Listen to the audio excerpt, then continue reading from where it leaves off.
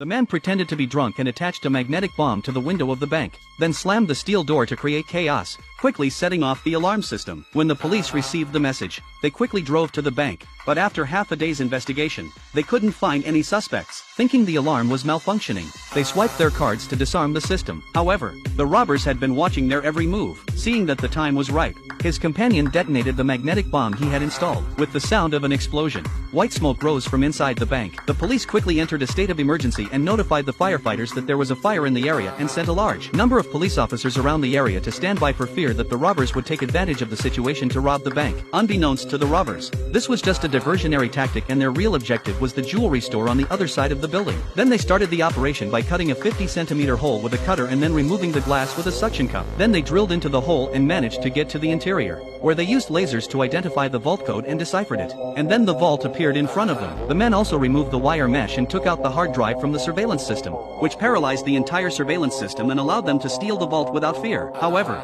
there were 2 security guards patrolling nearby and the sound of a loud drilling machine drew them in. But the men didn't care and even switched to a bigger drill. By now, his companions were frozen in place, but in order to prevent the police from discovering them, Fatty decided to come outside and stall for time. On the other hand, the man had already drilled through the vault and stuck a stethoscope inside, then put on his headphones and listened carefully to the sound of the gears turning. At that moment, Fatty saw that the police were about to enter the house to check the situation and panicked. He smashed the car window in front of him. The sound of the alarm instantly attracted the 2 men, which also smoothly gave the man enough time to delay and successfully deciphered the combination of the safe, then slowly opened the steel door and there were thousands of diamonds inside.